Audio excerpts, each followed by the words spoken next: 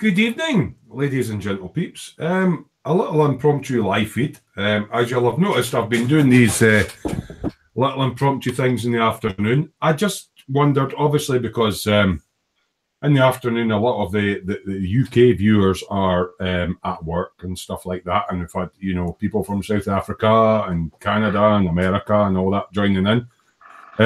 I do have a guest with me this evening. He's really making a cup of coffee, which might not surprise you. Yes, if you follow the chat, it's Spidey Q8, a very nice gentleman who lives up near Skye. He doesn't have a Scottish accent, no, which is quite funny. Gary Pashley's in. Good evening, Gary. How are you doing, mate? I hope you're all fine. It's very warm tonight. You might notice my camera quality isn't very good because this one is my laptop, and then when I actually start doing stuff on my bench, I'll have... You see that little camera sitting up there? That's the one I'll switch on to when I go to do my bench.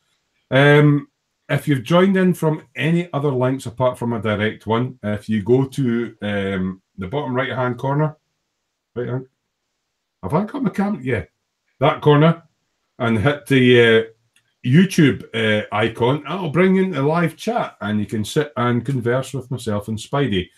Spidey's real name's Mike, by the way. So Sergeant Bones is in and he's going, "Oi, Terry, how you doing, Sarge?" And Vamp is in. "Evening, Smoo, Gary, Sergeant." Yeah.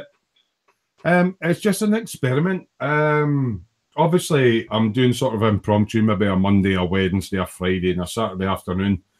Doing these little at the bench things, and I'm currently working on a Warhammers thing.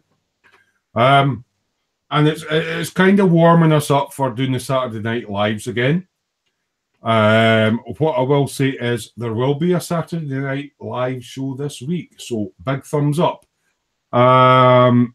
It will most likely be myself and Gordon's alive. Yes, John Three Sheets Bennett. There may be an additional guest pops in. And warming back up on the Saturday nights, a slightly smaller crew than you might be used to. Not much I can do about it. Groups change and stuff like that, and people want to go and do their own things, but we're trying to ramp up for the Saturday nights, and this is a little bit of an experiment to see who's about, who would tune in, is it worth doing, kind of thing. So if you guys join in the chat, that would be really, really good. Fire any model making related questions, because that will keep the chat going. Or even if it's not model making related, it might be like, I seen a blonde haired girl down the street today, and yeah, but we're after the watershed here in the UK, broadcasting to you live from Smoo FM. Yeah, at 10:20 at night. So you are allowed to swear, but try and keep it as clean as you can, guys. So obviously, my partner in crime that has kindly decided to join in, Spidey Q8. He's on his little tablet thing, and I can hear him fiddling about. There he is. There he is. You got your coffee, Spidey? Fueled up and ready to go. We're live, Spidey. So if you want to say hello to the peeps all the way from Skye. Hello, peeps, all the way from Skye, from sunny Skye at the moment. Is it as warm where you are, Spidey, as it is where I am? Scorching. It was registering 32 degrees today. I have no idea what it was registering, but oh, jings. I mean, I've been using a wet palette. Any of the guys that tuned in this afternoon would have seen me doing that. And even with a wet palette, my paints are drying up. Vamp from South Africa says, "Hi, Spidey." Okay, I'm just gonna. Oh, look at that! I'm on telly. I call you Spidey because that sounds more appropriate, but you say Spidey. How did you? Either or. I'll answer to anything if it's not offensive. Yeah. Yeah, Sergeant Bones is in there. Hi, Sarge. And scale model Vamp. Hi. Oh, you're very professional tonight. You've even got the chat up. Got the chat up so we can see what's going on.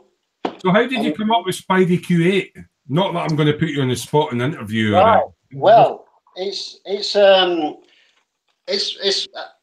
pretty boring story, to be honest. But when I first started my YouTube, I'd got years back. This was My first video on YouTube was filmed on a Hi8 camcorder, just to give you an idea of how I've got one of those. It had stereo sound though.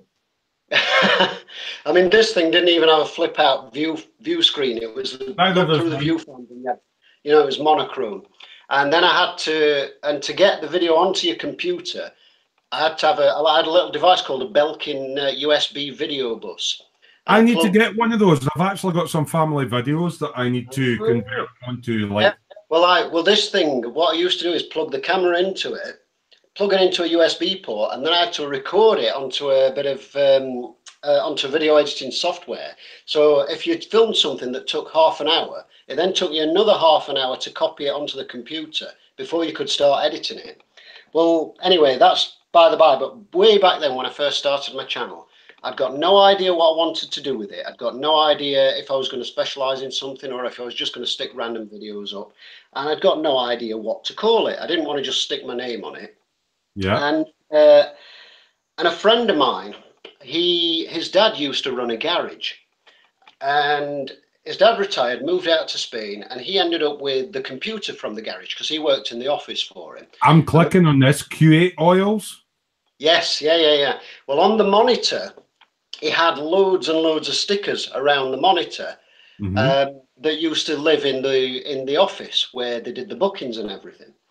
And we were stood talking one night. He was playing some kind of game or other, and we stood talking. I'm sat next to him, sat next to him in the thing while I was clicking away, and I'm trying to think of a name. And on his monitor, he'd got Spiddy on one sticker and Q8, the Q8 oils thing. Yeah, I'm thinking what the Spiddy is though.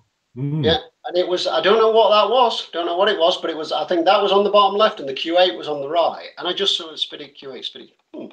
And I sort of said, I'm going to use that as a name. And he said, well, it's funny that he used to use it as a password for something as well. Oh, so we can all hack his account now? Oh, probably, but God knows what it was. And that was years ago. And since then, he's emigrated to the US and he's emigrated back and he's been all over the place. So, oh, hello. Just a quick one. We're just going to say a big hello to Michael Kreutzmann. Have I got your name right, Michael? Yes, of course. You could say, oh, my Kreutzmann. Yeah, basically, keep it to a hobby. We've got to keep it to a hobby. And tonight, you've been a busy man. I just seen you on Mark's live stream. How are you doing, mate? Yeah, likewise. Thank you very much, my friends. I had a nice conversation there, and it was very interesting. And yeah, okay, I feel really happy and proud to be in a live stream. Makes me really happy. That's great. It was just a last minute thing, and I thought, you know, I was going to go live. It's just really, I've been doing sort of impromptu. You've maybe seen them, Michael, in the afternoon when I'm at the bench painting things. And you know, I thought I would try one in the evening and just see if there was a different audience came in. And very pleased that you could join us. Of course. It's really nice to be here. It's a bit of a sneak preview, actually, because we're going to start doing the Saturday Night Lives again. And it might just be myself and John. Spidey might join in. And Michael, if you're available, you up for Saturday night? 1 minute. These motorcycles outside are making so much noise. I got to close my window. I can't hear them, mate. Keep your window open. We can't hear them on your microphone. No, it's not coming through here. Okay. I'm just going to catch up on chat. We've got a few people in this evening. Gary Pashley says, I find it strange in these groups when you finally get to put a face to a name. For some reason, I had it in my head that Spidey was much younger. Well, I'm offended. No idea why. You think I am? I'm 21. I just had a really rough poop around. But what makes them think you're older? I mean, you could be 21, you know, if you had like really bad glasses and they were all steamed up and stuff. Sergeant Bones is going, the hell is speaking English. Yeah, das ist richtig. Yes, Michael is... I can't read the message or the chat room. Excuse me. Okay, I'll read the messages out, Michael, and I understand. Dan lees maar gewoon weer dan niks. Smoo, Terry, mag dus zo mooi, gay? Jawel. I understand your English is very good, but your natural tongue is auf Deutsch. Auf Deutsch. So guten Abend, you know. Guten Abend, meine Michael. Herren. Good evening. Good evening, and it's very nice that he's joined in. Yes, just to say as well, I just caught the back end of Mark's stream and saw you on there, and I had to scoot over to your channel, a quick look, and dropped you a sub, and I will have a look at your videos a wee bit later. Thank you very much. Everybody who subs me, I'm going to sub back, of course. Obviously, Michael isn't in the chat tonight, so if you're members of the dungeon, what we'll try and do is get Michael to post up the link of his YouTube channel, because he does some rather nice kind of fine artwork with the airbrush and painting. There's a couple of I think it's tornadoes that he's done some lovely, you know, the tiger patterns on, and yeah, it's all about sharing and caring. Oh, that's my compressor, I think. Is that okay? Or... I can't even hear it, Spidey. That's all right. If you're at the bench spraying, mate, this is alive at the bench, so feel free to turn your tablet. Jerry, Spidey, is that the guy who made this this video about airbrushing?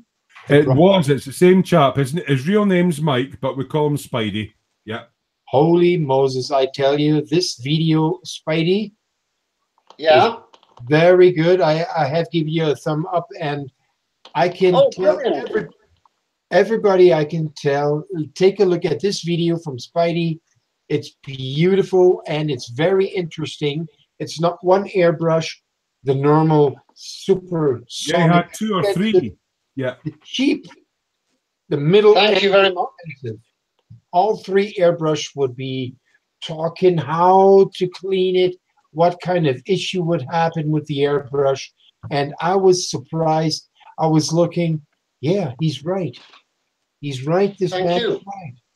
Clean the airbrush. Yeah. Clean it. Well, you know, I posted that video because the thing I see most commonly are people who are getting new. See, I used to spray full-size cars some years ago. Just a quick interruption. Hiya, Gary Pashley. Yeah. And the first thing, the guy that taught me, the very first thing he taught me is, there were 2 or 3 of us, and he held up a spray gun, and he said, the most important thing you will ever learn is how to clean this and how to keep it clean. Yeah. Because that is key. That's first and foremost. And it took us through a full strip down and clean before he even introduced us to a tin of paint. And it's like I said in the video, I kind of had the advantage of using spray equipment on full size. Because you used to be what I would call a panel beater. You sprayed full size cars. Yeah, yeah. Well, I mean, I worked. It was I worked for a Volkswagen specialist, air-cooled Volkswagen specialist. Worked almost exclusively on Beetles, camper vans, Carmen gears, and that kind of thing. And I hated driving the camper vans. They're like driving a bus. Awful. But they're beautiful though. You get an old one. They look nice. They look nice. But you've got a gear stick that's about 5 foot tall, and then a link rod that's about 10 foot long. And changing gearing porridge. You're still in porridge. It's like stirring a pudding. It's awful. You've just got to guess which gear you're going into. So yeah, I did have that advantage when I got into airbrushing. I'd already had the advantage of spraying previously. Yeah. And the thing that I see most on model forums and the like, people go and get an airbrush, and typically they've only got the most basic advice. And there's an awful lot of really bad advice about cleaning. You know, yeah, I did one sort of video, but it was just on the brush that I had. But the fact you had 2 or 3, which Michael picked up on, was quite good, because you've got the standard sort of Iwata and the Badger and.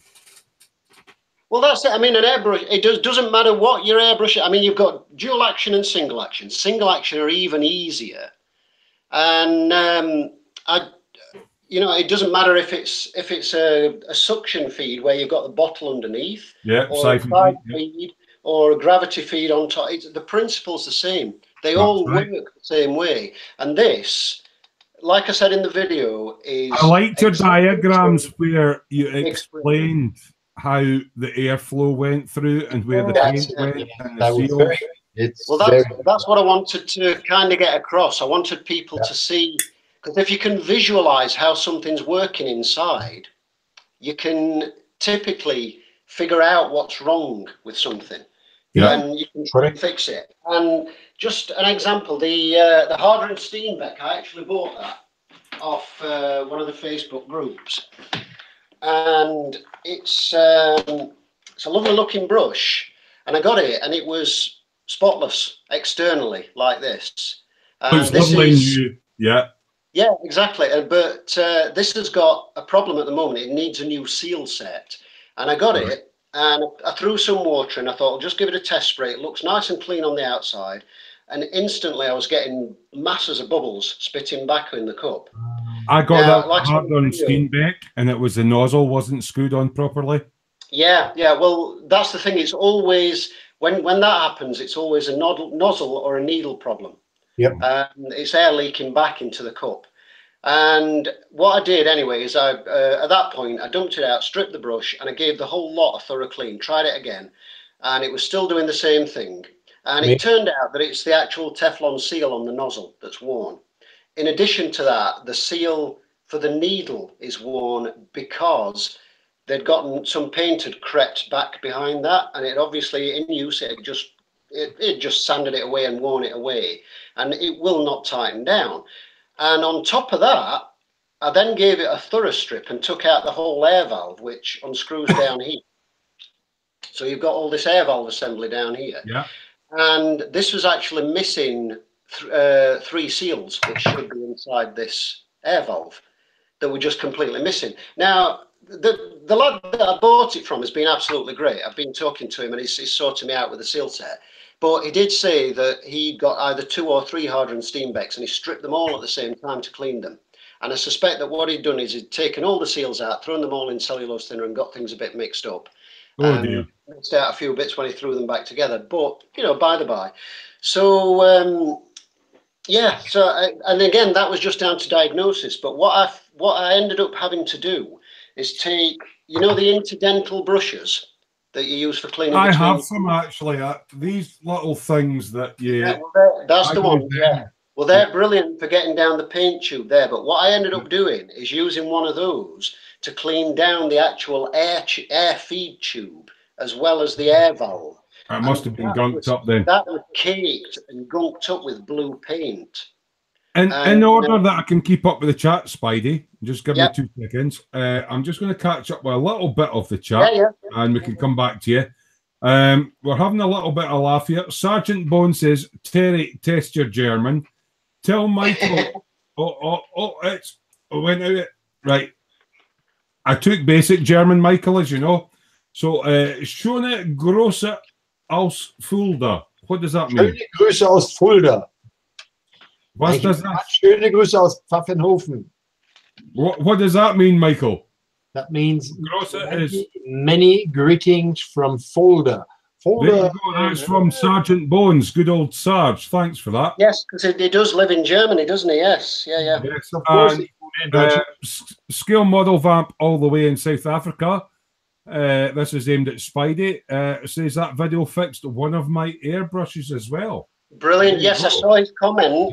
I did see your comment, and I replied to that. I'm really pleased to hear that helped you. That's one of the things I'll say as well. One of the things I've always liked about YouTube is getting feedback from people saying this helped me out. Yeah. And I get a real kick from that, knowing that I've helped somebody. That's even if you help one person. Yep. Sorry, Michael. On you go, Michael.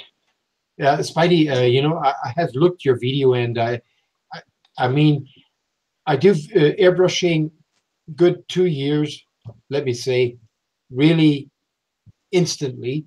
And what a little bit is missing is, why does this happen? If most people like pressing against this needle because of when they have cleaned it, what's really always happens is that this little piece of this little part here, I don't know what's it The called. nozzle? Yeah, Nozzle. this little nozzle here. The nozzle, yeah. The bit that the needle comes through itself. Sometimes the nozzle. it's that The nozzle. hard in there that some people press against the needle, And then they split it.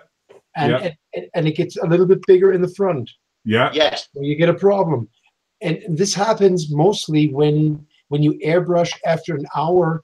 You should take a look at the airbrush and do another cleaning. So I always do 2 or 3 times a cleaning. And then the next day I make a check. Yeah. If everything is I mean, I always clean after every session. And I typically won't spray for longer than about an hour anyway, just because of fatigue and your fingers and your wrist and whatnot. But if I'm changing colours, I'll just give it a flush through. Just wipe out the bowl, blow some thinners through. And I always try to go light to dark. If I'm changing from metallics to solids using the same brush, I'll give it a thorough clean. Yeah. Because you do get particles in there. I'm not that I'm thwarting the conversation. I need to keep up with the chat. So just a quick one, just to say hello to everybody that's in, basically. Lee Eagles is in. Good evening, Lee. And Warthog was saying, interesting, the Smoo M16 has expanded to new members. Yes, I did say there was some changes within the group. And we'll have a couple of special guests tonight. Michael Kreutzmann from Auf Deutschland. And Spidey QA, who doesn't sound like a Scotsman, but he's living up near the Isle of Skye, which is just up in... Oh, you wish, Legals is going, sup? I see Red from Malta. Skill Model Vamp's going, hey, a Warthog, Smoo. I'm just catching up. Mike Horns is in. Good evening, Mike. He's going, hello, gents. John Paul from Canada is in. He's going, hi, all. Vamp saying top of the range and expensive isn't always the best it comes to hand. You don't need an expensive airbrush. No. Oh, here. And just a quick one, Chris from Gross Models is in, so I've caught up to that bit. And Mike's going, oh, new faces. Well, this thing here, right, is one of the 2 airbrushes I got with my first airbrush compressor. Same here. I broke the little nozzle bit on it because I over tightened it. And plasticine. It's a cheap Chinese one. I've broken 2 nozzles and damaged a needle. And all of them, or both of them rather, were my own fault. One of them, I dropped the airbrush while the back was off and it just punched the needle straight through. Oh dear. Right. And then the other one, it had a tiny little rubber O-ring on the nozzle and I was trying to make it seal without the O-ring so that I could use it for lacquers. And I over-tightened it and snapped the thread off. But the beauty of these, the downside with these, you can get them for about £15, which would be probably about €15 off eBay. The beauty of them is they're cheap and they're perfectly good. They do a good job. The downside is they've not got the quality control check, so you can get a bad one. That's the only problem. So if you're not familiar I think with Michael's dying to show us something, right? Yeah, Michael, what I'd like to show is I've got 2 needles here, 2 airbrush guns. One is a very cheap one from China. And then the dear one with the Mac valve on the front, I see that, And the other one is an expensive one. Which one would you think is the expensive one? The one with the Mac valve, but that's probably a Chinese copy. I would say the expensive one is the one with the blue one. The one with the blue on it. The one without the back on is the expensive one, I'd say. The expensive one, €200. You can move the cup like that. Oh, wow. I've not seen one like that. That's cool. I've not seen one of them. This is the Revell Flexible. A Revell? Okay. And it's a Revell Flexible. I bought it with my compressor. Revell Masterclass. Why would you want to move the cup? Because gravity is obviously the most at the top. So why would you want to make it to a side? This is as a sprayer, I can understand that completely, because there are sometimes, I imagine that's probably geared towards airbrush artists, because I know as a car sprayer, sometimes you need to twist the gun into unusual angles to get things like door joints. But you need to keep So with that, you might need to hold the airbrush sideways, you see. If I'd like to hook up this airbrush, I need something like that, and there we go.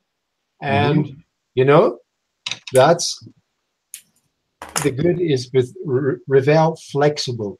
I can turn his head. I've never seen that before. So I can lay it on my hand. That's why I love this airbrush, and it is very easy to clean. You can get it with a 0305 needle.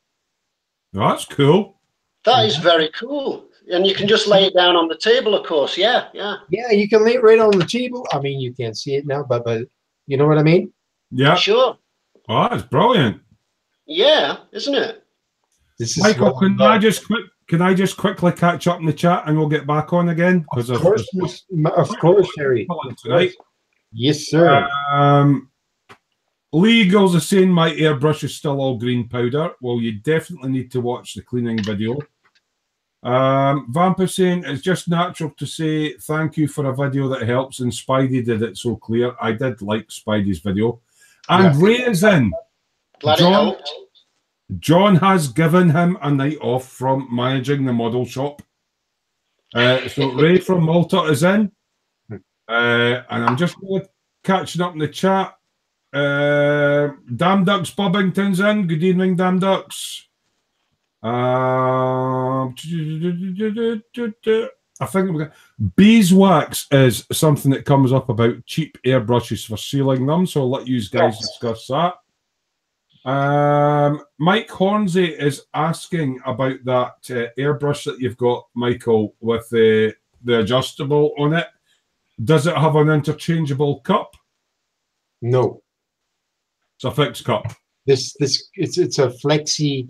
It's the 1 minute. Give me my minute lupe.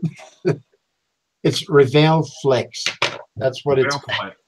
Please be so kind and Google it, and you can see much better than here on my cam. But you can turn the head like that. You know, the cup. So are there additional seals in that, Michael, to allow it to flex? And obviously, you've got a part that's rotating. What possible is when I turn the head like this, the head, you could put a cup right there. Like, you know, you can put a cup like that. Oh, for tipping it out. Yeah. I think what Terry's asking there is, does it have additional seals on the swiveling portion? Yeah. Does it have additional seals in the airbrush body where the body swivels, if you see what I mean? On the part that turns, obviously, there's paint comes down via gravity. One bit. I have worked with enamels and with acrylics. With this, and especially with this paint here. The Alclad. Yeah. This is the thinnest paint you have normally in your collection. Obviously, when you're able to turn something, there must be an additional seal. Is there an extra seal where it turns, and is it serviceable? Oh, there's no problem. You can brush like that, and you turn it. You can lay it right on the table, and you don't have to fix like that and put it in. Yeah. You know, this is much. What means when you're taking it apart to clean it, does that swiveling section come off? No. Are there seals? Extra seals? I can't turn off this here. All I can do is I can turn off the nozzle on the needle. The nozzle here, and what I had off before, this part. Just on the back, just like the normal one. Okay. Yeah. The normal one. This looks like a student, just only with a movable head. That's all. Actually, thinking about it, all it would need all it would need is the paint tube inside that the needle runs through to swivel with it. So Yeah. it wouldn't, thinking about it, wouldn't need additional seals, Terry, because you've still got your needle seal at the back, and you've still got your nozzle seal at the front. So the whole tube inside will swivel with the cup. Yeah. Right, So, Michael, I've been asked. Can I just make a comment about the interchangeable cups? Certainly. Of course. Get them on the harder Steenbeck, I know that. This one on the Hardwood Steenbeck's an interchangeable cup. Now, I did have a cheap Chinese 3-in-1 airbrush that came with 3 different needle nozzle sets and 3 different cups. Oh, and wow. I thought when I bought it, this is going to be really, really useful. And it turned out that that wasn't the case at all. Mm-hmm. I ended up realizing that I effectively set that brush up as one brush with the mid-sized cup, and I never ever changed it. But the thing that I did find for anybody considering it is you get a lot of paint and crud building up down in the threads and on around the threads of the cup. I didn't like that in my harder Steenbeck. Yeah. So when you clean it, that's an additional part that you've got to clean. You have got to unscrew that and clean it because paint will creep in there. So bear that in mind. It's not a problem in use, but just bear in mind it will give you an extra bit to clean. Now, Sergeant Bones is testing my German, so he's asked me to ask Michael another question, because obviously Michael doesn't see the chat. No problem. And apologies, my German is very basic. He went, Dichtung, ask him if he has extra Dichtungen. Now, what does that mean, Michael? Again, please repeat. Zungen?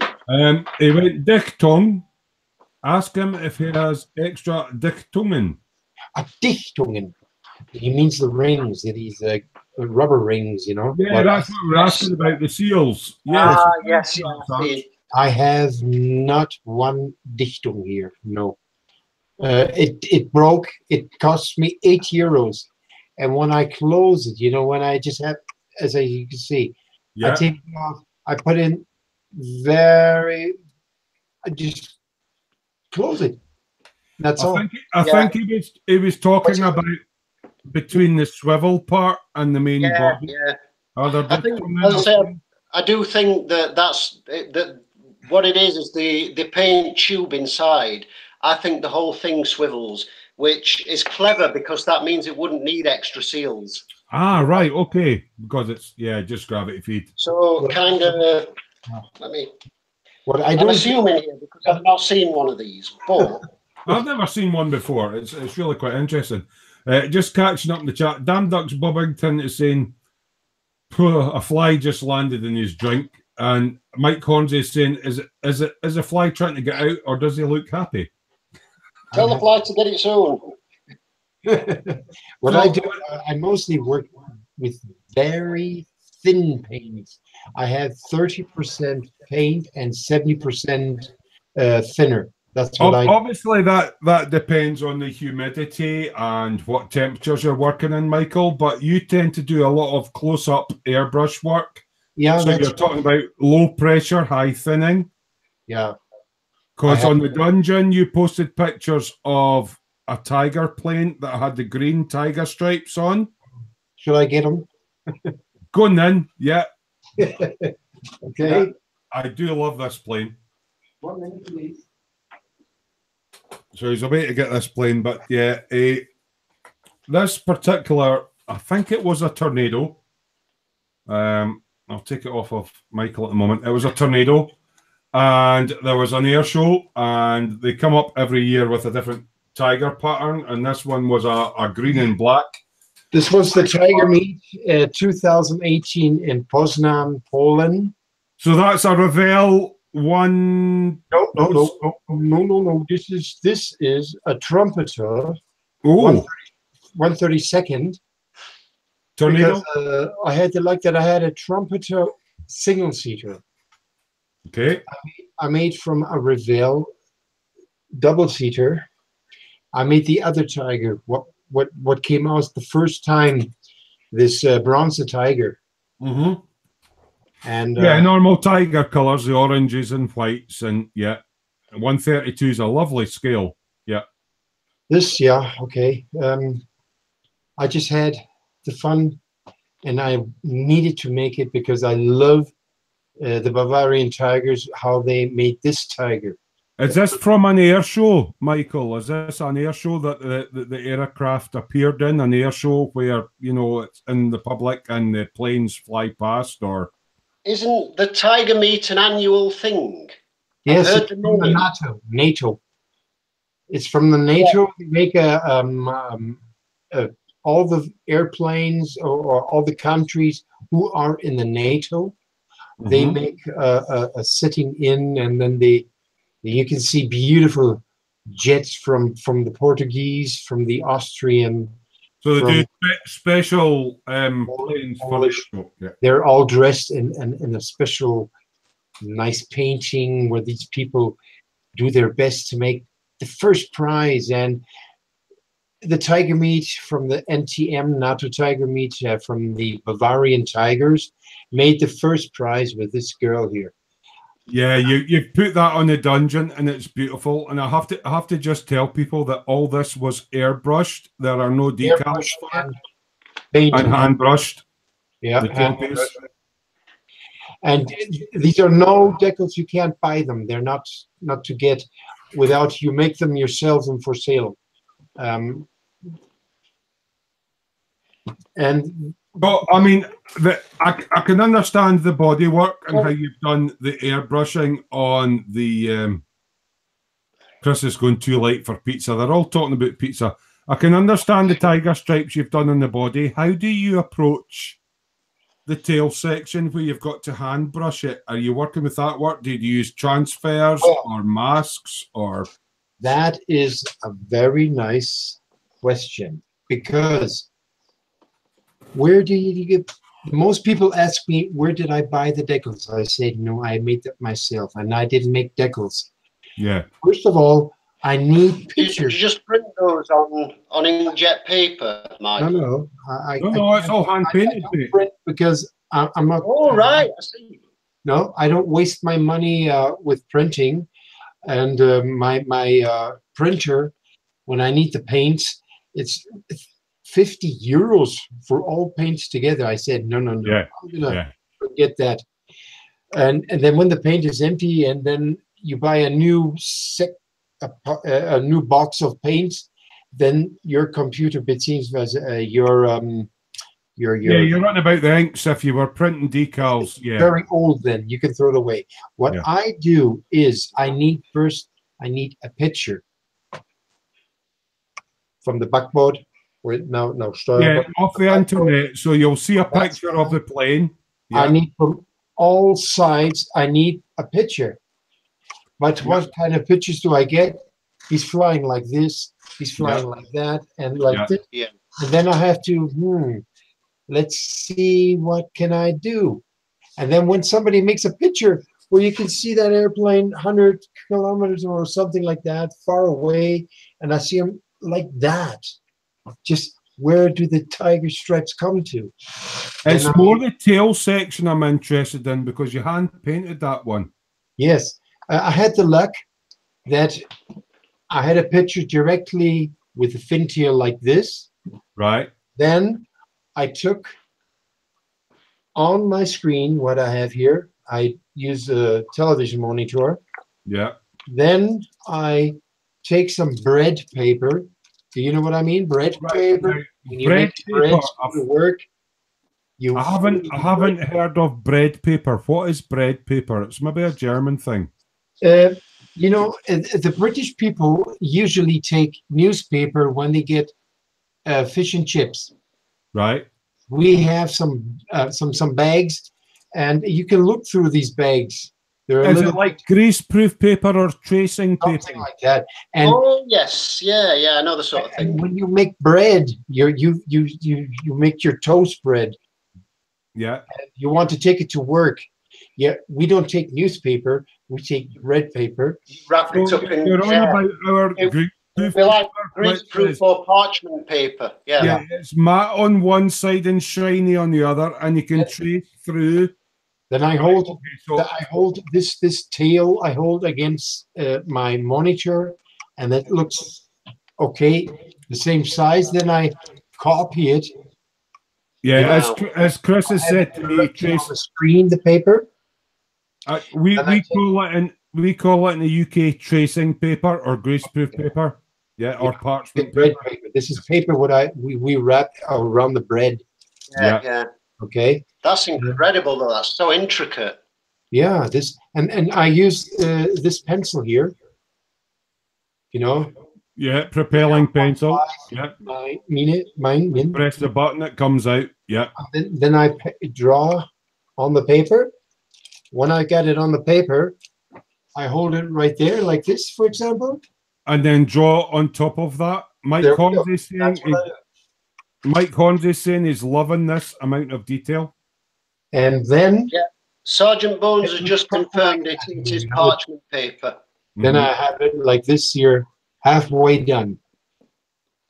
Right. So you're kind of, so you've got the primer down, and then on the opposite side of that paper, you're drawing back over so it makes an imprint on the plane, and then you follow that with a brush. It's beautiful. That's Right. right. Beautiful. I do it. Incredible. And you know, if you can't buy those decals, and you would never get these decals for 1/32. I'm sorry, 1/48, 1/72. Okay, no problem. But 1/32, no. Right. So is it mostly planes that you do, Michael? Yes, Is aircraft your thing? I love doing planes because of this work. What I The try to get specialist on the plane. ones. Yeah. That's what I like doing. And Is it mainly you seem to have a real passion about jets? Is that your thing, or do you do prop planes as well? I've got planes, airplanes, propeller airplanes. Yes, there's. I got a special one. Watch out! I had an issue with a very good friend, and I would like to excuse me for that, what I have done wrong. But okay, it's this bloody swastika. Let me say this, and it's totally forbidden in Germany. But the thing is, Michael, if you're trying to, yeah, watch out. Let me explain. Get it done. What's going up? If you're trying to reproduce an accurate aeroplane from the World War II era, they had swastikas on them. Of course. And it seems to be a big thing in Europe. But if you're... Because it's not allowed in Germany, and they don't want to see it, and if you have it, you get problems. And I want to try to make a big curve about that. And I made a U88. Right, yeah, a Junkers U88, is that right? Pardon? A U88, is that a Junkers? That's the Junkers U88. Yeah. And I made the captured version. The Americans captured it.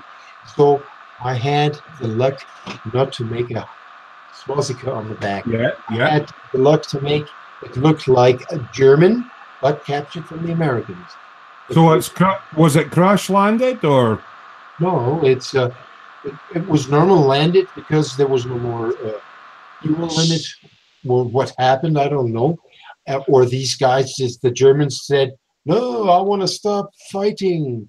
So and they just landed and If you don't mind, I can show you, and that's what I loved. That would be lovely to see that, Michael. Yeah, I mean, I'm one of my friends, Vincent, does a lot of German armor. And quite often, you know, the flags that are flying do have swastikas on. And I know Revell, Germany, don't. You actually have to buy aftermarket decals. And I don't have a problem with the swastika because you're representing an actual point in time where that was on the vehicle or the plane or, my problem is I don't have the luck like the quarter scaler have, the 148. You can get everything for those model kits if it's from A to Z. But 1/32 scale, there's not everything possible to get. I don't know why. So that's why I made this U52, a U88, excuse me, please. on the captured version from the Americans. So what happened when the Americans captured the planes? Did they? I mean, I'm not knowledgeable in aircraft. Did they respray them with American markings? How it works? The Germans had captured mosquitoes. They have captured all British airplanes, I bet. And then they had this swastika and the German signs, but in British colors. Oh, that's what I mean. That's these captured airplanes. Now, Vincent did an interesting one of a theoretical thing in World War One. You know, the Mark One and Mark Two sort of male and female tanks. Yeah, I love across all the trenches. Yeah, he did one as a what if. It was going across the trenches and then it broke down, and then the Germans got it and they put fuel in it and took it back and marked it up in German markings. Yeah. That was what Vincent done. It was quite an interesting taking thing. So people do capture other people's aircraft and vehicles and stuff. Yeah, they made it because they wanted to check out how does it work. Could we make it better, or did they get make the technology? Yeah, the technology definitely. And the Americans were stunning with the U-88 because there were some parts just like the B-17 in there, you know. The Junkers 88 was a bombing plane, am I correct? 1 minute, I'll show you. Okay. I tell you what, he's pretty knowledgeable on his planes. Him and John would get on great. Yeah. What are you spraying, Spidey? I'm just spraying a dust coat on a T-34-76 that I'm building. I do like my Russian tanks. I'm just what I'm doing is I'm spraying a thinned coat of Tamiya buff, which just gives it a very faint dusting before I put pigments on to weather it. Yeah. So you're getting near the weathering stages. Good. Yeah, Spidey, that little bit dusting and you cover it with paint that looks like if it's a little bit thick dirt on it, you know? Yes, that's the theory. I'm actually fairly new to armor, so I'm kind of feeling my way a little bit with this. Because my thing for a long while has been civilian cars and motorbikes. I ride motorbikes myself, and I've always had a passion for them.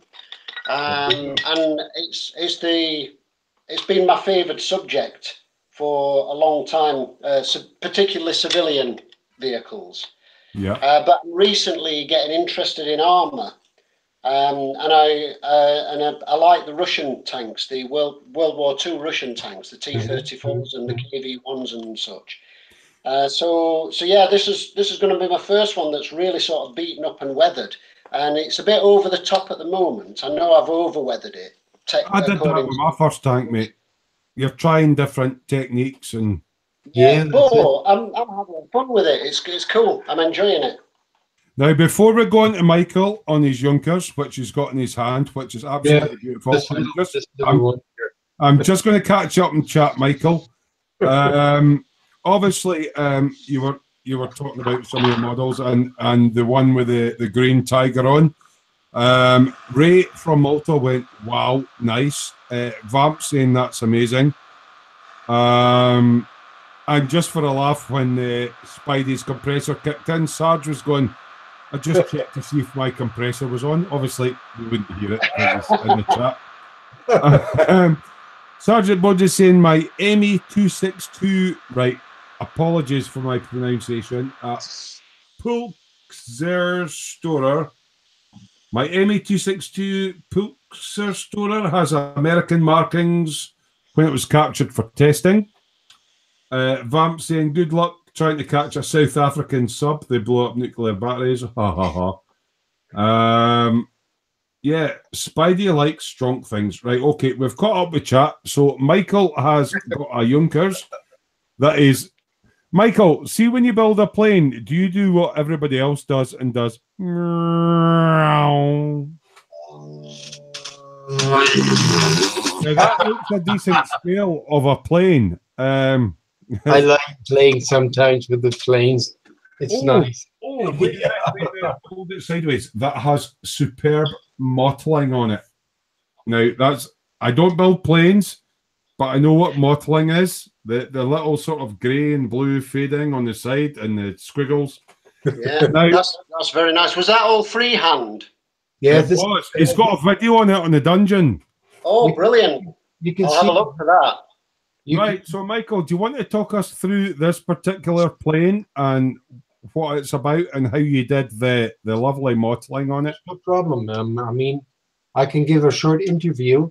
This is the Meendo channel. Meendo, that means, you know, you have the water going like this here, running on the hills, that the water goes up and down. Oh, meandering, yes, so like streams. Yep, that's right. And this is what the Germans like to make on an airplane, the meander. And that's what the Americans, when they captured it, said, wow, that looks sexy. And they made this yellow here with the stars on it. Can I ask you a question? Obviously, you're quite established with an airbrush. What needle size of airbrush did you use to do the snake pattern on the plane? 05 level, very thin, 10.5. You did that with 0.5. If you go close enough with 10 psi and very thin paint, I think Master Spidey can tell you that this should be right, what I'm telling. Yeah, absolutely. This is my everyday sort of go-to use. This is a Iwata Revolution CR. That's what I've got. I've got two of those, and they're both 0.5. But I didn't think... This is 0.5. A lot of people, when they were buying these, I got it from... I was on a forum, and the guy on the forum had a model shop. I can't remember the name of the forum off the top of my head. Yeah. But I bought a few things from him, and a lot of people, when they were buying them from him, they bought this and the 0.3 conversion set at the same time. Mm-hmm. And I said to a few people, you don't need a smaller nozzle to do finer things. Right. I've sprayed, I did my first tank that I did with rubber road wheels. I painted the rubber road wheels and then I sprayed the wheels with this, just as Michael said there, thin paint, low pressure and getting close. And you don't have to have a particularly fine needle. And the good thing about a 0.5 as well is when you're doing something civilian vehicle wise, and you need, you know, you can draw it back and get a good coat. So yeah, absolutely. Right. So we're going back onto Michael now. Thanks for that, Spidey. Yeah. So you did that with a 0.5. Now the interesting thing is a lot of people think 0.5s. You need to go to 0.2s and stuff. If you thin your paint enough and turn the pressure down, you can get really close. Yep. So how close were you to your model when you sprayed that? You're literally talking that close. You get a double action. You can give your air and your paint, and you can to make not much air come back out with this single one here. Dual action. I mean. Well, you've got one that's got a needle stop on it, so you can actually stop it at a certain. Like this, I have. You can take a look on my account on YouTube. Keep it to a hobby. I have how I made this meander. Yeah, I've watched that. You kindly shared that on the dungeon, but it might be buried. But yeah. Yeah, I'll definitely be having a look at that. It'd be interesting to see.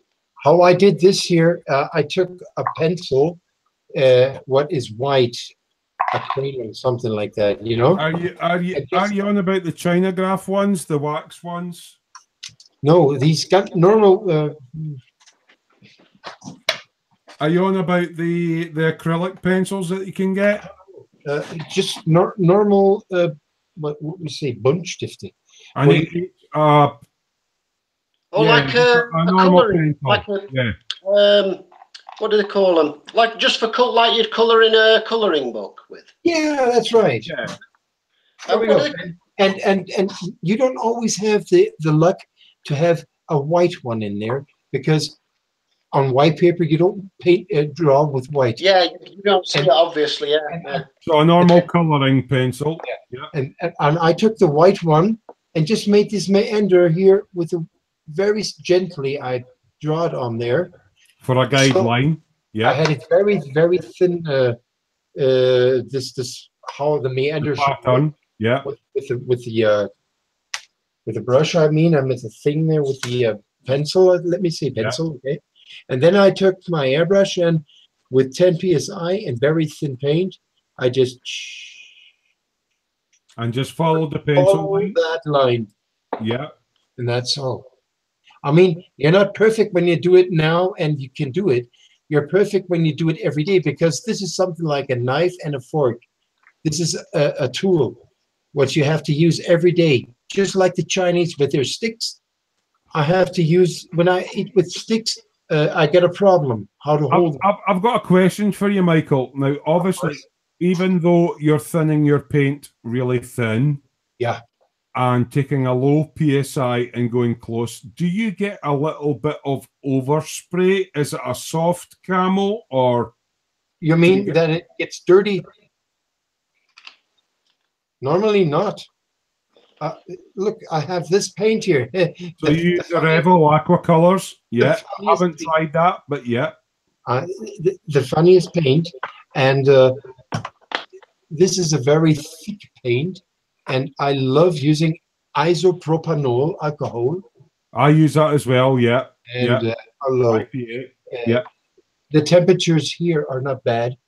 So I've heard very good things about the Revel Aqua paint as well. I've not tried it personally, but I've heard it's very, very good. Yeah, just try it. A quick question, Michael. If you're going in at 10 psi and you're mixing it roughly 30% paint to 70% thinner, do you put any retarder or flow improver in it? No. No? I just only thin the paint. That's for me important. Right. Yeah. And that allows it to be sprayed at a lower pressure because it's thin. Let me say, I have the luck that I can brush like that. Yeah. It doesn't allow me. I have the luck because it can work here with me and my paints and my airbrush. I have a very thin hose, as you can see. Yeah. And I have to this very cheap Chinese one. I have a thick hose where the air can come quicker through. Yeah. It depends what kind of hose, what kind of compressor you have. It depends. It's all about your setup and how warm it is and all that sort of thing. Exactly. That's very important. If it's very warm, you're living in Africa and you have temperatures, let me say in degrees, it's 35 degrees outside Celsius. You're going to need retarder. I think you need a retarder because it's pretty warm. When you work with strong pressure, it's going to dry right on your needle, I think. And you get the powdered effect rather than, But I have never used a retarder. I just use only IPA. And isopropyl. If this propanol doesn't work, I take some white spirit. Is that right? Yeah, white spirit. Yeah. That's dangerous. When you flame it, you don't see the flames. Yeah. White spirit. Spiritus. And you're using that to thin the Revel Aqua? The Revel Aqua can be thinned with that stuff. Right. Guys, I need to take a quick toilet break. Do you want to talk between yourselves for a couple of minutes and I'll be back in 2? Sure. Yeah. Back in a second. Yeah, I'm actually curious about that, Michael, because I use white spirit for cleanup after I've sprayed enamels, and I have, in a pinch, when I've run out of enamel thinner, I've thinned enamels with it, but I've never actually tried thinning acrylic paints with it, especially water-based. So, you know these alclad enamels? Yeah. If you brush them, it stinks pretty strong. Oh, yeah. Well, the alclads are lacquers, aren't they? Or cellulose, as we call them in the UK. And when you want to clean your paintbrush or your airbrush, you know what you use? Isopropanol alcohol. Well, I will use, if I've sprayed alkalids, anything lacquer based. Yeah. I keep 3 little jars on my desk. I've got isopropyl alcohol in one, which I use for cleaning up after acrylics, white spirit in another for cleaning up after enamels, and cellulose thinner for cleaning up after anything that's cellulose or lacquer based. That's what I typically do, because it's the product that's closest to the stuff itself, that's still in the paint. But as I say, white spirit it's got kind of like an oily residue. I don't know. Maybe I'm saying something wrong. I wonder if that's the same stuff, because the white spirit that we have would look something like that. It's usually in a clear bottle, and it's a clear liquid. Okay. But it does actually say spirit on it. Well, if we have any Germans in the chat room, Sergeant Bones. Yeah. He lives in Germany. What's quite interesting, I think, what Spidey Q8's picking up on, Michael, is we all know that lacquer thinners thins everything. Yeah. And if they use acrylics, it's usually isopropyl alcohol. But when you're coming into using white spirit, you're more into the enamels. And how does that react with the acrylics? Well, what very if Sergeant Bones is still in the chat, can you could you have a look at that bottle and give us a translation, please, Sergeant? I'm just looking on. Is that actually white spirit or is that something else? Spiritus. Brula uses domestic spirit. So that looks like white spirit to me. It is white. Yeah, if you see that, you seem to know a little bit of the German. Ja, das ist alles auf Deutsch hier. Yes, auf Deutsch. Just while we're trying to figure that out, guys, if you don't mind, I'll just catch up with the chat so I can say hello to people and stuff. John Paul from Canada is some real nice planes you have there, Michael. Thank you. Jared from America saying, wow, also awesome plane, obviously with all the squiggly pattern on it. Paul Freeman, hiya mate. Hi Smoo, nice to see you live while I'm not at work. Yeah, I thought we'd try an evening one, just an off-the-cuff thing. So glad you could join us. Vamp saying, geez, I'm getting jealous over that amazing work. Michael does have an eye for fine detail. That is incredible, isn't it? Sergeant Pons is saying, love me that aqua paints. Now, I haven't tried Revell aqua paints. No, me neither. Michael is saying they are rather thick, so you need to go 30% paint and 70% thinner. He can get it locally cheap, and it has some good colours. So there you go. Now, this is interesting. Vamp says he sprays a thinner after spraying the paint. Works a charm. If you're doing shiny, I'll quite often spray a lacquer down on a car and then just spray neat lacquer. And what it does, the lacquer thinner, what it does is it kind of melts the surface of what's underneath and reduces. That's the thing. It can, but you have to be very, very careful with that because it's easy to overdo it. But it can sort of, I mean, you spray a lacquer down, you get a little bit of what we call orange peel. Yeah. But then you go over with the lacquer again, just as the thinner. Terry, this is a good idea when you have for tanks. You know, you want to make chipping. This is a very good idea when you have first your silver, then you have your silver primer. Let me say, then you have it covered with the paint, the base color on it, and then you spray with this lacquer on it with a little bit of biting thinner, and then you can rub it back. Yes, but wait. Better you wait a little bit, then you can rub it with. Let me show you. Better is when you take a paintbrush and then rub it a little bit, not with your finger. That looks right. So sort of like in the same principle as the hairbrush, as the hairspray chipping, but yeah. But I think what Michael is talking about is a lot of us paint with acrylics, and we'll paint our base coat down. Yeah, and then base coat down. If we want to do rusting underneath, we'll do rust and then hairspray and then the base coat. What Michael's talking about is if you're using lacquers to paint. Yeah. Oh, yeah. But what I mean is, it's just softening it on the color and that, and then spray it with a thinner. Then you can go in, because it's hard to chip lacquer paints. Yes, it is. Yep. So that's a good wee tip, Michael. I like that one, because there is a tank I'm going to spray with lacquer, but yeah, I'm just learning. Yeah. I'm just going to catch up in the chat. Mike Hornsey says he's taking notes here, which is quite good. We're always learning.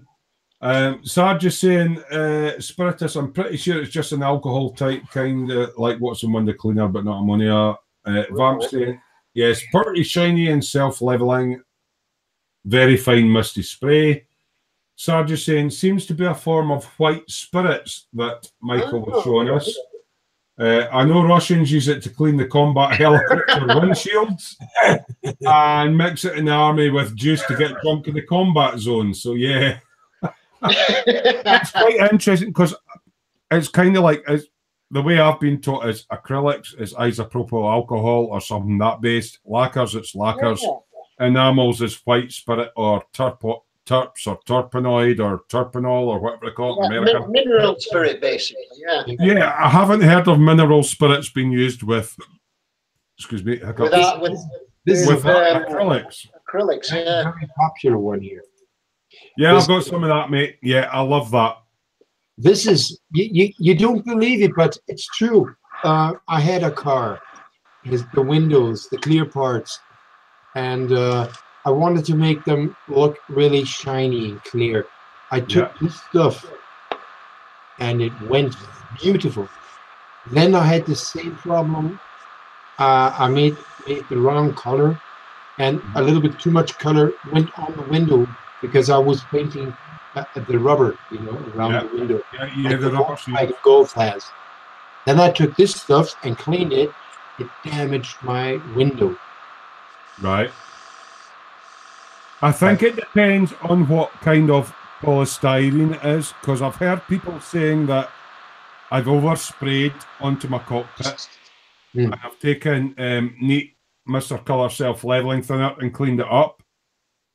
But yet some plastics react to the lacquer, so it's pretty much this stuff. Test it on a little. See if you've got the clear sprue that the window's on. Yeah. Test it on a bit of that first and see if it starts melting. And if it starts melting, don't try it. That's right.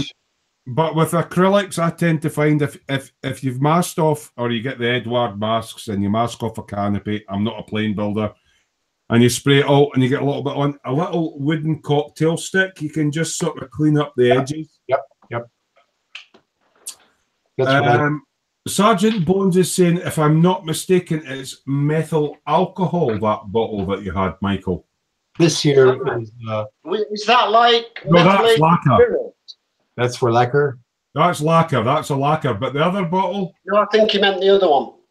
The other bottle. Sarge is thinking it's methyl alcohol.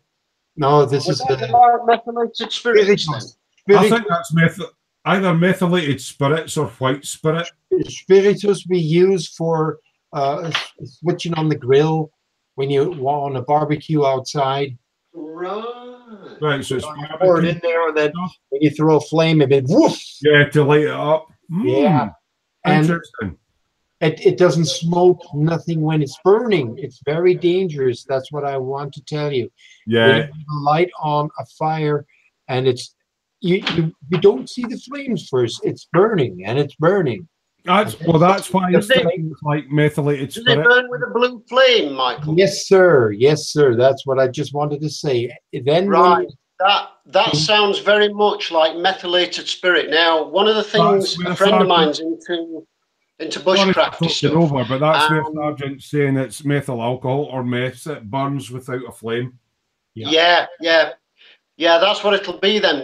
In the UK, the stuff we get is dyed purple. That's it has right. to have a dye And in you it. drink it through a sweaty sock and go, all right, pal. Aye. Yeah. That was to stop the meth drinkers. Yeah. Do you know? Are you familiar with the Trangia? Yeah. Oh, yeah, yeah. Are you familiar with the? Oh, yeah. I mean, it was seriously a problem with alcoholism in the UK. That it has to be dyed. Yeah, and people who need a quick alcohol kick, they would buy methylated spirits and drink it. Are you familiar with the Trangia stoves, Michael?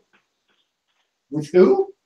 With Trangia stoves. They were, I think, they were developed for use with the. Are you on about the little camping stoves where you pump? Yeah, the little brass ones. They actually use methylated spirits. Yeah. The little burners. No, I use this for my oil oven right there in the corner. In the winter time, I just pour a little in there, so I don't have to use a lot of paper or some kind of, you know. Yeah. What we're going on about here, Michael, is if you go camping, you used to get a little stove that had a little, no, it's for beechcraft. with a pump. No. And you would pour that into it and pump it up and light it. If it is, it's meths. You can that's what it sounds like anyway, definitely. And Brew Surgeon's away for the night. So good night, Brew Surgeon. And Ray says it's time to go to sleep. Good night, my friend. See you later, Ray. Hopefully John's giving you time off from the modelling shop at the side. This is what I use for my airbrushing, for cleaning, for mixing the paints from Revell. Isopropanol 70%. Yeah, I use the 99% and I make up my airbrush cleaners and thinners from that. Alcohol, but yeah, it dries faster. Yeah. And I thought 70% should be okay. This bottle cost me €8. Yeah, I use this stuff, Michael. One liter. That's the one I use. And I thin it down a little bit so that it goes a bit further. Cheers. Yeah. I get mine from eBay. It just comes in like a chemistry lab type bottle. Basically looks like that. To be honest, do not drink. Don't try to drink. Don't drink it. If you want to drink something, then stick to, like, you know, that stuff. Mineral vodka, yeah, you can clean, for example, the cockpit windows with that. Yeah. John's in GB's model zone. Meth Sterry. Why haven't you got a spanner? You did have a spanner. What? John, as in 3 Sheets Gordon Bennett. All right, yes. He's in, and he was going meth Sterry. Yeah, it sounds like methylated spirits. It does, yeah. Methyl alcohol. We're just like something like dragster drivers. Yeah, and Damn Ducks is going, when you're talking about the boys' night out drink, yeah. Sarge is saying, Aspidi, coffee is the drink of choice and a true gentleman. Mr. Chumley Warmer, over to you. Absolutely. Chin chin. Now, did you warm that cup up for 3 minutes before you poured it from the cafetiere? And naturally, you've always got to pre-warm your cups, Terry. It's essential. You have to. You see, I'm just going to bore everybody with coffee facts for a moment now. Right, when you brew your coffee, Friday, I'll click you on the screen now. I like my coffee, but I like my Carter Noir sort of Leor. Spidey, if it comes out of a jar and it's stuff that dissolves in the water, that's not proper coffee. You're not doing it's kind of sponge dried, right? Wrong.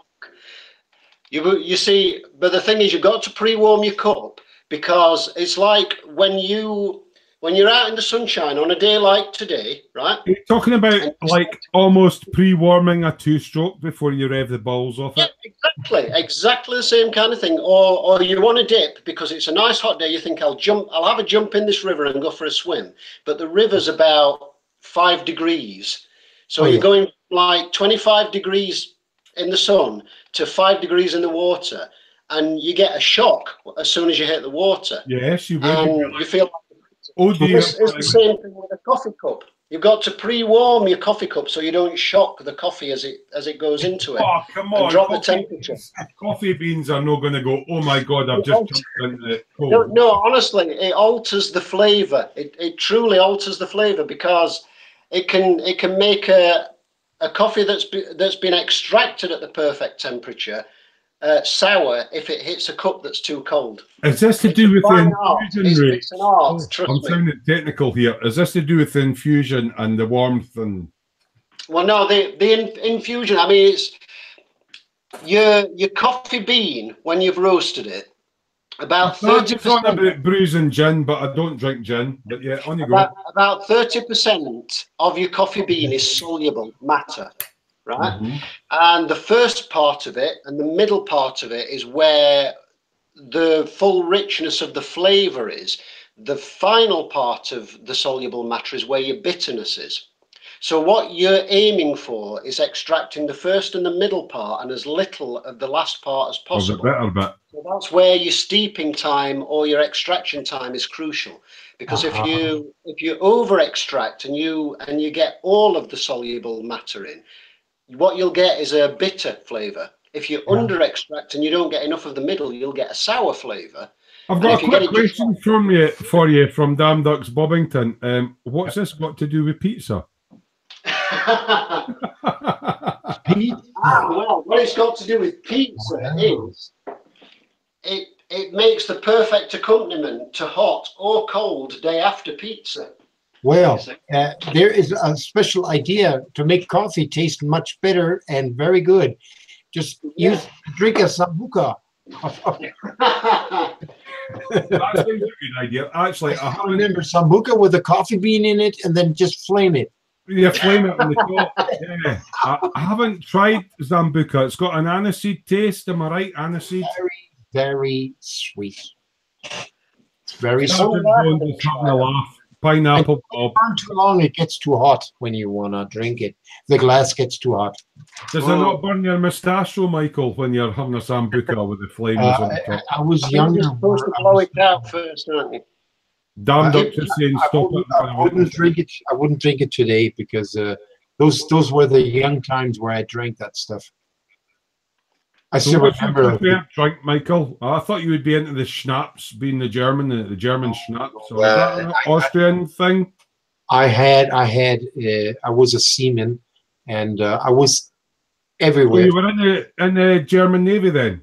I was complete. UK, Great Britain, Scotland, Isle of Man. I was in Ireland, everywhere. And in Germany, they still had compulsory military service for a long time, didn't they? Do they still do that now? I was not military; it was civilian. I was working on a. Right. On a freighter, and we were getting wood from Sweden to the UK. Right. Getting all the pine and all that in, yeah. Oh, holy cow! I tell you, it was beautiful, and all the kind of drinks what we had there. Half pint lager, ale, and got Guinness and what you all call it, and all these special hard drinks, you know. Guinness certainly shows what your backside's for after one or two too many pints. If Guinness is nice, but it will run up faster. Yeah, one or two too many Guinness, and the bum trumpet goes. Yeah. Right. Yes, Sergeant Bones has just said the last draft was about 8 years ago. Now I know that they did used to do it because about 15 or 16 years ago, when I lived in Yorkshire, I worked as a pit mechanic for a speedway rider. Speedway where they do the dirt over. Yeah. As a pit mechanic for a speedway rider, and he had the guy that I worked for lived across the road from me, and then he had a German guy called Mirko Walter, who came over and stayed with him for a while, and he was racing for Sheffield Star Tigers, which is who Scott, who I worked for, raced for. Yeah. And I was pit mechanicing for Mirko for a while, and he was that got a Jawa engine, sorry. The Jawas and CZ kind of things, yeah. Well, he got recalled back to Germany because he'd actually skipped his national service and come over to England to race. But what he'd done is he'd not gone and done his national service when he was requested, and then he'd come over to England to race. So then he was threatened with, I don't know, thumb screws or something. If he didn't come back to Germany and do his national service, he would be dragged forcefully back. Right. And he had to go back to Germany and do his, I think it was 2 years national service. This was about 16 years ago, but Sergeant Bones said that they did the last one about 8 years ago. Okay. Well, Van was just talking there that they stopped compulsory army back in South Africa in 95. Now, I do remember because I was an army brat, and my dad was in the Royal Artillery, and we were on the BOAR, or British Armed Overseas, you know, on the Rhine. That when I was born in a German military hospital, that he could have picked my nationality as Scottish, English, Irish, Welsh, or German. If he had picked German, I would have been pulled up for compulsory basic army training when I hit 17 or 18. Oh yeah, if you'd have been a German national. Yeah, I imagine so. Have they stopped all of that now, Michael? Excuse me again, please. The national, well, according to Sergeant Bones, they have the national service. So what we're talking about, Michael? I know obviously your English isn't the best. For the military, the time where I should be, you know, they see your age, and then you have to serve for the military. It was 18 months what I had normally should serve, but I was sailing to sea, and when I sail to sea, I don't have to go to the military because the sea is automatically something like military, but service, military service. But we didn't have weapons, or we didn't have to salute or anything. Yeah, so we have kind of like the Royal Navy or the Merchant Service. So because you were doing the wood transport, you would be what we'd call the Merchant Navy. But so that was essentially your military service, instead of your military service then? I just worked on a ship, and they said, okay, you don't have to do anything with the military. You don't have to. Merchant Navy. I wonder if that would be classed then, because back in the UK, years ago, I mean, the national service stopped years and years ago, but I remember my dad talking about it. And if you were in certain occupations were classed as reserved occupations, and if you were in reserved occupation, you didn't have to do military service. Just a quick one. I'm not trying to butt in, but Damn Ducks Bobbington's off for the night. He's gone night, dude. So good night, Bob. Thanks for popping in. Gute Nacht. Gute Nacht. Yes, gute Nacht, meine Freunde. Gute Nacht, mein Freund. Yeah, I know very basic German, Michael. Yeah. Of course. I mean, ich brauche eine große Bier, bitte. Ja, das ist wichtig. Where did I learn my English? I learned my English from two countries, of course, from the military, Americans, military, British, who served in Germany. It was American Forces Network, the United States Army. These people, I'd like to say, wow, thank you very much for serving in Bremerhaven. We had a lot of fun there, those guys. I was a young fart, and I learned my American accent there. And to the British people, I'd like to say BFBS. BFBS radio, you know, these British British Forces radio, He was not there. It was BFBS, BFBO, or what is it called? I have forgotten now. AFN is a little bit shorter and easier. Yeah. And was laughing at me. He said, I knew Terry would know the sentence for beer. Yeah. I had a lot of fun. And these people, I like to say, Michael, always, thank you very much so much. These so cool, these British and American. Yes, Terry, I'm listening. Are you ex-forces? Did you serve for the German forces? Obviously post-war type thing. Are you an ex-serviceman yourself? No, because I Oh, was merchant navy that you did then. sailing to sea, and I had no chance to serve the military. If I just stopped and had holidays, sometimes my holidays were around about a half a year because I was sailing that long. Then the military came Right. with a letter. You should come and make a checkout for what are you available. Can we use you for the Navy? Can we use you for the flying airplanes? Supplies. I So, said, no, thank you, men. as a matter of interest, trying to get to know you a little bit more, Michael, what's the most interesting country you've been to, and what did you enjoy about it? Gee, that's a nice question, because my favorite country is New Zealand. It's really not far away from the heart of the sun. I have a brother-in-law and a niece and a nephew that emigrated there, and they love it. But there's lots of earthquakes and stuff. Me as a German and he as a Scottish, we are not telling bullshit. Yeah, New Zealand is beautiful.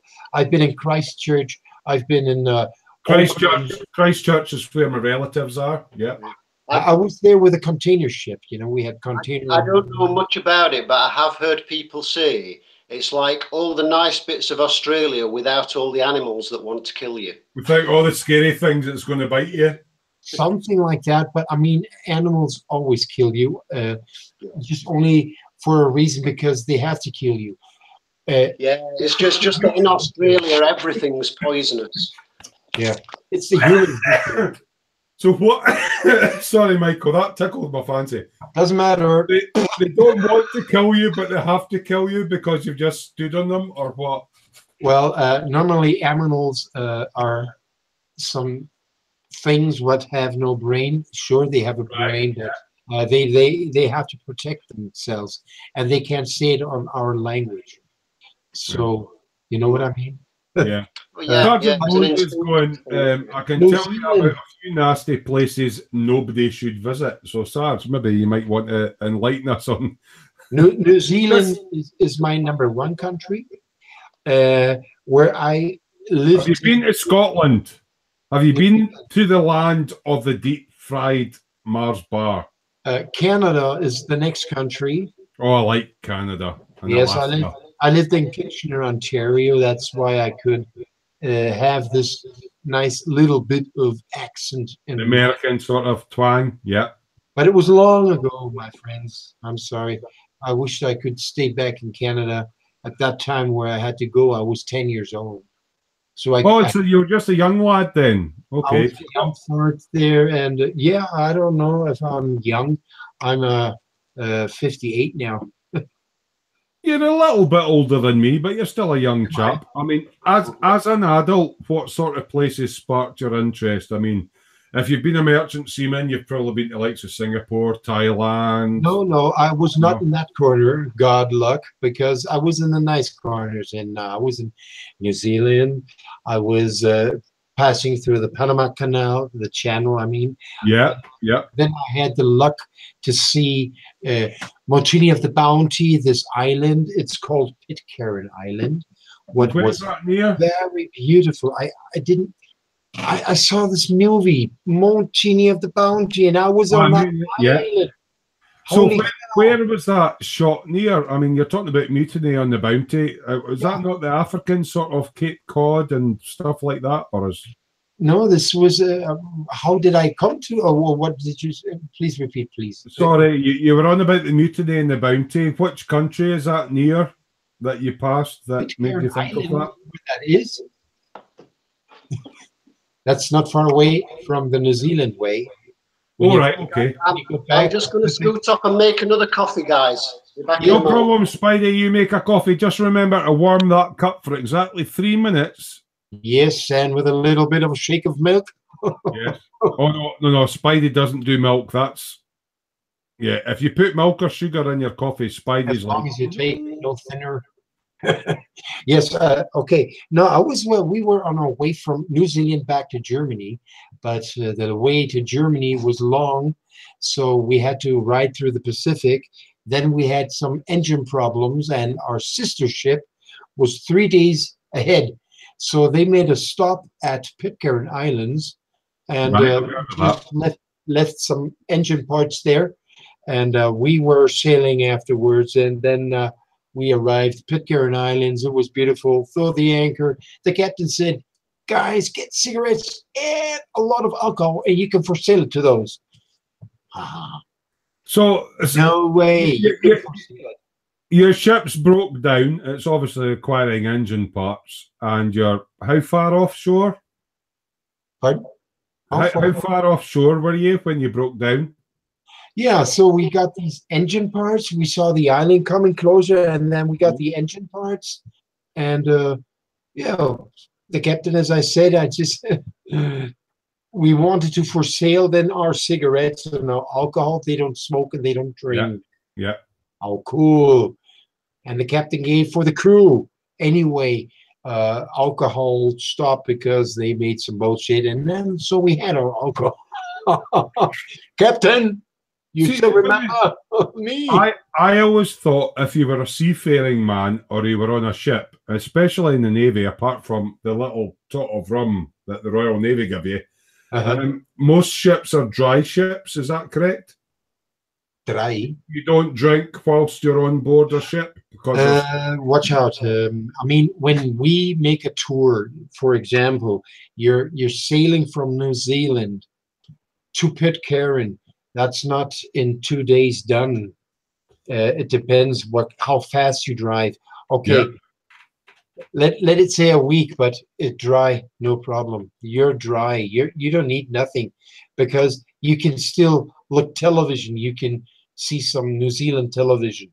But when you're in Pitcairn and you move then to the way up to Balboa, the Panama Channel, it's going to be a little bit longer than 2 weeks. And the problem is, it's getting very boring when nothing happens. I was going to say that. You would get bored. So I'm under the impression that you're not allowed a drink on a ship, or is that just a military ship? Yes, of course, it is allowed, but sometimes you have people, they just turn up and make mischief or bullshit, let me say. That sounds like me. Yeah. And this happens to everybody, is a little bit overdrunk. Yeah. You make something wrong, and next day you don't know what happened. Yeah. And that's why the captain said no more drinking. And we had the luck, Pitcairn Islands. He gave us something to drink, to smoke, to for sale. Right. This isn't supposed to be an interview, but as somebody that respects your work, especially on the planes and stuff that you've done, what age were you when you started model making? It's going to take a long time, because I have to make 2 1/32 airplanes finished. That's the Tornado. I think you've misunderstood me a little bit there, Michael. I'm asking. So, Mensch, Mike. Wie viel age bist du? Okay, when you started model making, what age were you when you started making models? It's your slang. You're Scottish, and sometimes it sounds like I'm farting against the wind. Right. Do you want to have a laugh? Right. I want you to say a comment for me, because this will really crack up Mike Fox-Wolf, who, you know Fox? I am, definitely now. Good. And I want you to say something Scottish for me. Will you do that for me, Michael? Yeah. Okay, let's go. Away and bile your heed. Away and bile you have we. Your heed. You have he. Away and bile your heed. Away and bile you have he. Well, you did about Ellen Fox. Anyway, on you go, Michael. Sorry, you were talking about something that I distracted you. Kann ich gehen? Jetzt kann ich nach Hause gehen, und ich habe irgendwas gesagt. Ich habe was unterschrieben und kriege. Bitte schön. Kriege jetzt Loch Ness. Look, nah, the thing is, we've got a bit of Germanic in their language, because when I say a loch or a lake, it's loch, and it's very like the German. They do their type thing, and the English don't do it. They go, it's a loch. It's not a loch. It's a loch. So we, as Scottish, have quite a bit of the Germanic in our language. Loch Ness. Yes, Loch Ness. German, Loch Ness. Yeah. Yeah. Loch. Oh, Hol. Yeah. Loch. Und Ness, yeah, okay. It's the second name from Vanessa. Yeah. I was trying to ask you when you first started model making. Yeah, I was how old I was, my God. I was beginning with 10 years. Yeah, I was about 9. Yeah. And then I went the normal life like a kid does. Yeah. And then I was in Germany. I began definitely with 13 trying to do something, good projects, and then it smashed. And now since we have internet, you have more chance to find out to make what and whereby. And I was not looking for cheaper, but anyway, really to say I make it now 10 years, this modeling. And from this 10 years, let me say 5 years active working on it. Yeah. Definitely. Because I mean, when I look at my models, I can't say, "Yeah, that looks bullshit, I don't like it." I sometimes say, Mike, I'm proud of that, what you have done there. And yep. What makes you decide? I know you do aircraft and you do beautiful work on aircraft. What makes you decide you want to build an aeroplane rather than a tank or a military vehicle? Is it just aircraft interest you, or?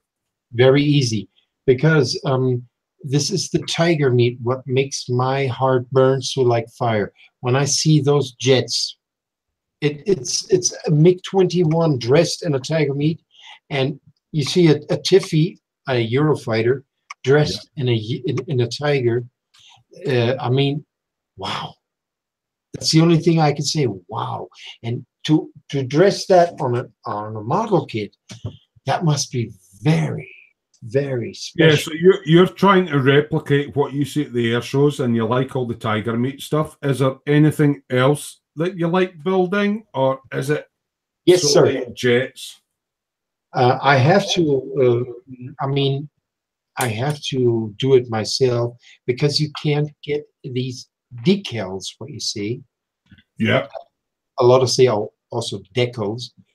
You can't get them for the size 1/32. Without there's a specialist who says, okay, I do it, but you're gonna pay 150 euros for it. And then when I think, Michael, can I ask you why 1/32 is a scale that you like to build your aircraft? Is it because 1/72 is too small, or? Correct. At 1/32, I have more chance to copy it without using a printer or this or that, and then I can do it on an airplane, as you can see. Yeah, I get it on an airplane easier. Okay, I tried it on a 144. It was this one here. It was this, the copper tiger here, the Kupfertiger. But that comes with decals on that one. Yeah, that's it. As I said, for me, it's not easy when the tiger meets are making the photos. The first day, you only see very funny pictures of the plane, and you can't make it bigger because of pixel. How often do they do the tiger meat thing, and is it just in Germany, like an air show, or? No, it's the NATO is everywhere. It's in Poland, it's in Greece, it's in the Turkey, it's in Germany, it's in England. Not possible. And Spidey's back. Hello, Spidey. How is your? Hello, Spidey. I'm replenished. You're replenished. It's really quite cool. I've heard of the tiger meat. I've never actually been to any. One of the problems where I live in the Scottish Highlands, I'm right up in the islands, the west coast, and it's miles from anywhere. So whenever anything exciting is happening, like there's a big model show in the UK at Telford in Shropshire once a year. And you'll see it on all the forums and the Facebook groups, Telford Model Show. And I would love to go to that, but just to go to Yorkshire for me is a 10-hour drive, and that's assuming I do it in one go without any breaks. There was a recent one. It was either Stirling or Perth. There is a Scottish one. Mm, there is, but it's Aberdeen, and that's still 200 miles. No. It was Perth or Stirling, one of the two. I can't remember. Right. I didn't go to it. I think it was Perth. I did see one in Aberdeen, but I mean, my nearest town. Well, I've got a choice of two. My nearest towns are Fort William or Inverness, both of which are 80 miles away, and that's about 2 hours drive because of the roads. Yeah, I used to see a girl from Fort William, so I appreciate that. Well, if I drive from here to Glasgow, it's 180 miles, give or take, to where my son lives. On turn. It's about 180 miles, and it takes about 5 hours. To drive from Glasgow to Yorkshire is about 250 miles, and it takes about 5 hours because from Glasgow to Yorkshire is all motorway. So you literally jump on. This is a quick question to both of you that are in this evening. Yeah. Have either of you made a model and displayed it in whatever modelling format, if there's a show on, and won any prizes, or do you just sort of, like myself, build at home and enjoy what you do, or have you actually showed some of your work? I've never actually displayed any other than when I've built things for people, and they've put it on display for themselves and family and such. I've never built anything for a show or a competition, with the exception of I did one group build for the tomb tanks for a Facebook group. Yeah. And if you look back through the video, you'll see the little Kelly's Heroes diorama I did. Right. With the tomb tanks, Tiger and Sherman, and I did that for a Meng, I think it was. Was it a Meng? Yeah. And they did a competition for well, it was just a build your tomb tanks and put it in a dio and make it funny. Yeah, so that's the only thing competition wise I've ever done. I've only ever built models for myself, really, just for my own pleasure. What about yourself, Michael? Have you built anything aimed at competitions, or have any of your Tiger planes or whatever? I never had the idea to make any kind of competitions. I just only had the idea to ask that dealer where I buy my model kits to present them in his shop so that people can come in there and just see, whoa. Yeah. But the problem is, you know, when they see my airplane, it has then nothing more to do with Revell kits, because I made this beautiful Tiffy. What's a Tiffy? See, I'm not an aircraft builder. This one I made in 1/32nd. In 1/32nd, I made this one. And are they nicknamed Tiffys then? The Tigers? Tiffy, they call it in British. And just like the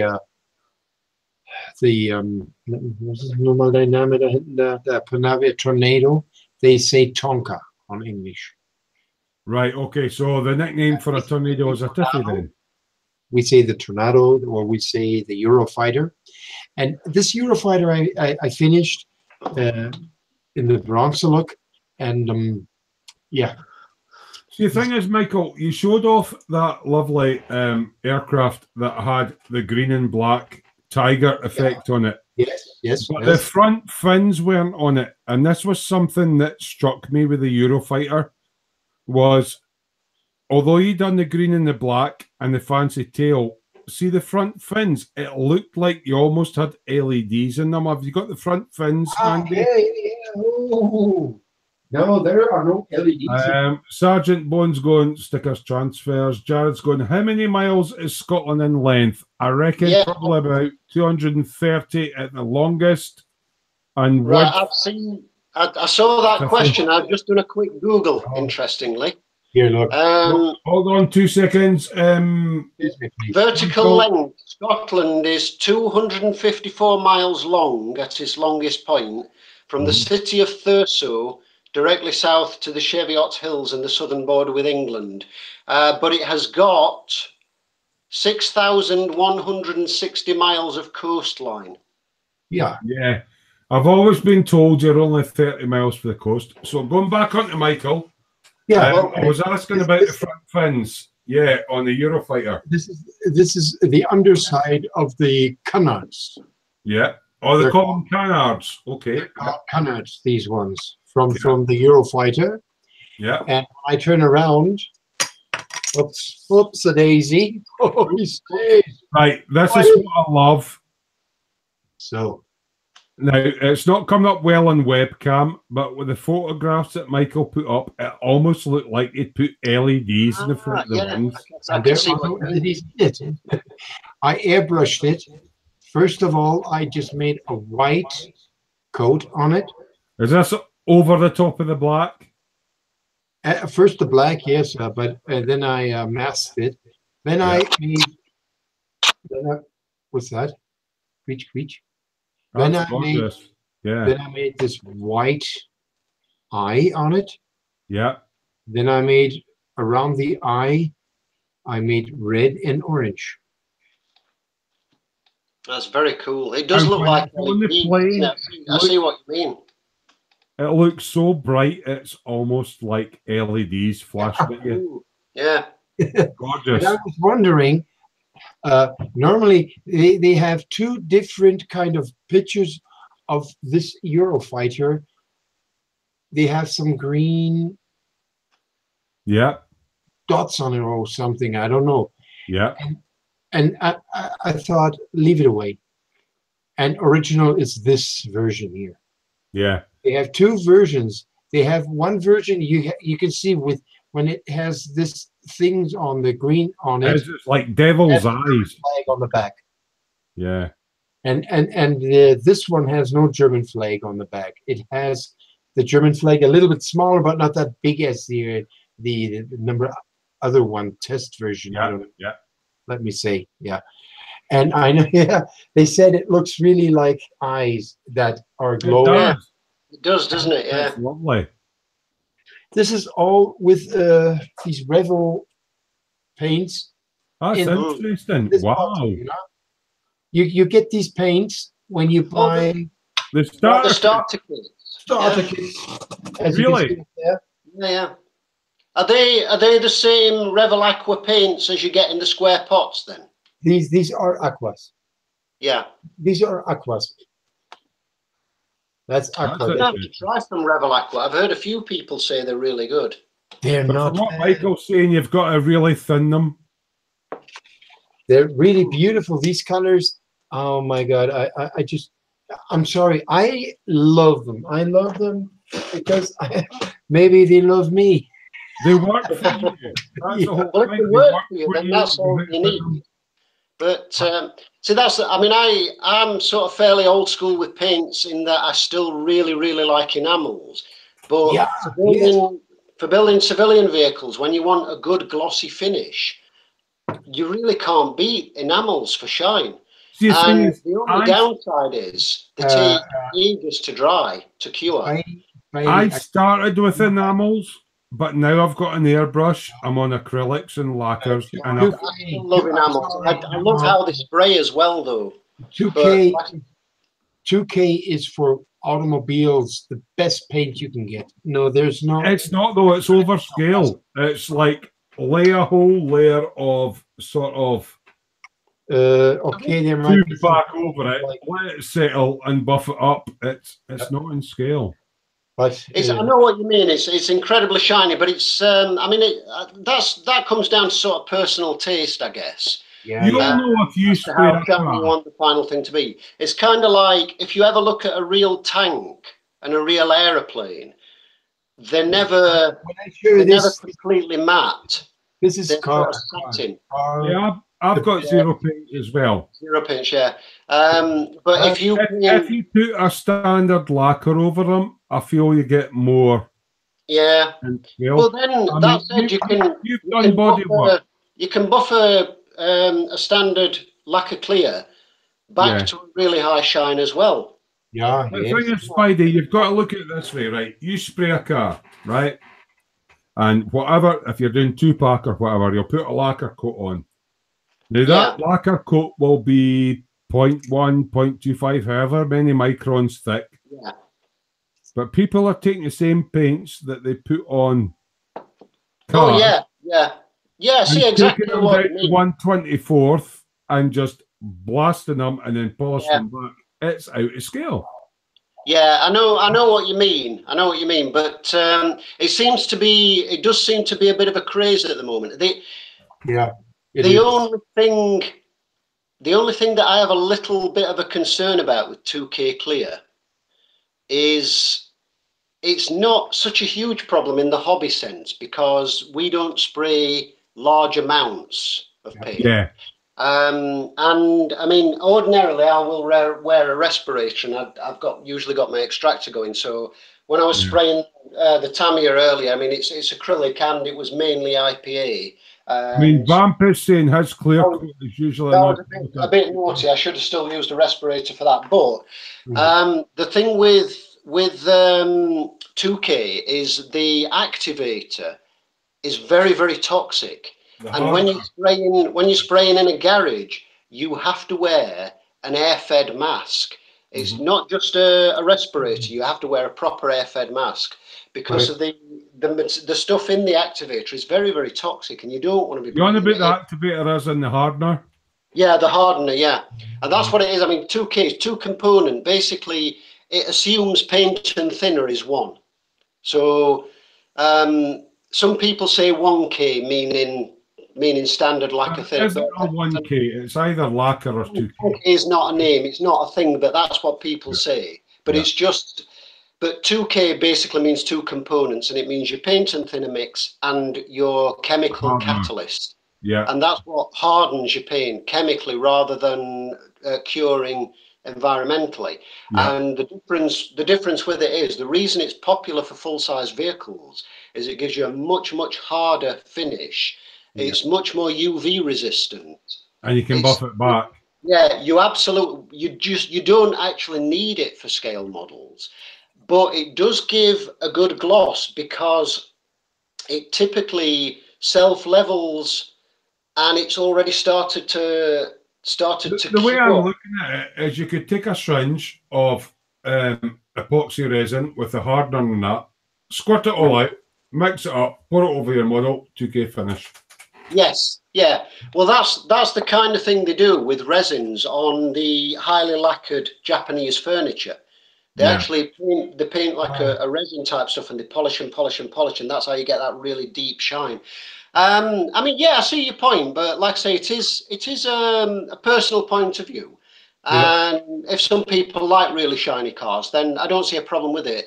The only thing I would say for anyone still watching at the moment, if you're thinking of using it, do use it very, very carefully. Make sure you use a respirator. Make sure you use an extractor because it's the hardener or the catalyst. The catalyst is very, very bad for you. Yeah, and I mean, Michael's trying to show something. Yeah, you want at least a basic. Yeah, that's a basic mask. It's not a brilliant one, but you want something like this with particulate filters. Yeah. And particulate filters as well for some. I don't know. Some people won't know because they tend to buy these masks and just use them and use them and use them until these look dirty. You know why those people that buy it? Because they feel like a dragster driver. Well, these particulate filters, they come in sealed bags. Yeah. And once you open the bag, these have a finite lifespan. Usually a few months. Usually about 3 months or so. So once you've opened much longer, is that right? Yeah, I've got the same. I've got one of those. Maybe up to 6 months. I can't remember off the top of my head. Yeah. But when you buy those, and the P stands for particulates. Yes. Yeah. Particulate Smoo. But they wear out because there's only so long that the active ingredient. Yeah, as I said, for 2K, I mean, it's I don't have a problem with anybody spraying anything that they like, personally. But if you are spraying 2K clear, get a good mask and get an extractor, definitely, because it's nasty stuff. It is.